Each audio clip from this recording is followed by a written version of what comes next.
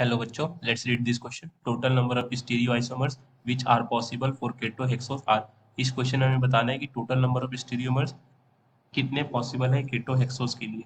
So please note the key concept of this question that total number of stereomers total number of stereoisomers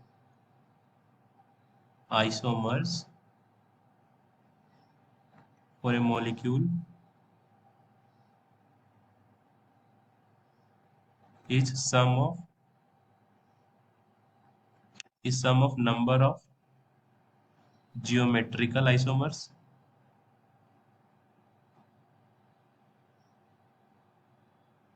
and number of optical isomers. सो इस molecule जो कि केटोहेक्सोस है, हमें इसका number of stereoisomers बताना है। इसके लिए पहले हमें इसका स्ट्रक्चर ड्रॉ करना पड़ेगा। केटोहेक्सोस, इसका केमिकल फॉर्मूला होता है C6H12O6 और इसमें होगा हमारे पास एक कीटोन ग्रुप। तो एक स्ट्रक्चर में ये ड्रॉ कर सकता हूँ CH2OH ऊपर की तरफ, then CH2OH OH OH OH OH and carbon double bond oxygen. एक स्ट्रक्चर तो मैं ये ड्रॉ कर सकता हूँ, बची हुई वैलेंसी हाइड्रोजन सेटिस्फाई करेगी। तो ये एक कायरल सेंटर है, ये भी एक कायरल सेंटर है, ये भी एक कायरल सेंटर है, जिसके अराउंड ये ऑप्टिकल आइसोमेरिज्म शो कर सकता है। तो हमारे पास 3 सेंटर्स मिले ऑप्टिकल आइसोमेरिज्म के लिए।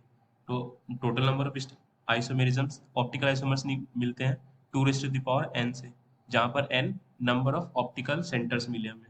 और यहाँ पर तो ज्योमेट्रिकल आइसोमेरिज्म शो करने के लिए कोई सेंटर ही नहीं है, क्योंकि ज्योमेट्रिकल आइसोमेरिज्म तब शो होता है जब दो कार्बन मॉलिक्यूल्स आपस में डबल बॉन्ड से अटैच्ड होते हैं और यहाँ पर हमें डिफरेंट ग्रुप्स होते हैं G डैश और यहाँ let's say M and M dash. तो ऐसे ग्रुप्स हमें मिले तब ही ज्योमेट्रिकल आइसोमेरिज्म शो हो पाएंगे। या अगर यहाँ कार्बन की जगह नाइट्रोजन हो और नाइट्रोजन अपने लोन पेयर के साथ कोई एक ग्रुप से अटैच्ड हो, तब GI शो हो सकता है। बट ऐसा तो कोई सेंटर यहाँ नहीं है, इसलिए 2 plus 0 plus 2 raise to the power 3 यानी टोटल 8 स्टीरियो आइसोमर्स आए। Stereo isomers. अब इसका स्ट्रक्चर मैं ऐसे भी ड्रॉ कर सकता हूँ CH2OH, देन CH2OH, यहाँ पर भी OH, यहाँ पर भी OH, देन बीच में डबल बॉन्ड हो फिर OH। बाकी भी वैलेंसी को हाइड्रोजन सेटिस्फाई करेगा। तो क्लियरली इस वाले स्ट्रक्चर में भी हमारे पास 3 ही ऑप्टिकल सेंटर आ रहा है। एक ये वाला कार्बन है, एक ये वाला कार्बन है और एक यहाँ से हमें ये कार्बन मिल रहा है। तो यहाँ भी हमें 3 ही ऑप्टिकल सेंटर्स मिले। तो 2 plus 0 plus 2 raise to the power 3 यानी कि टोटल 8 स्ट्रक्चर्स है। सो इस क्वेश्चन में जो हमें टोटल नंबर ऑफ आइसोमर्स मिलेंगे वो होंगे 8 प्लस 8 इक्वल्स टू 16।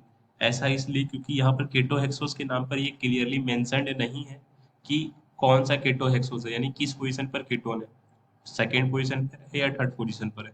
तो इसके लिए हमें दोनों ही अकाउंट में लेना पड़ेगा, इसलिए 8 plus 8 equals to 16 and this corresponds to option C of this question. So I hope आपको ये कॉन्सेप्ट समझ आया स्टूडेंट्स। Thank you.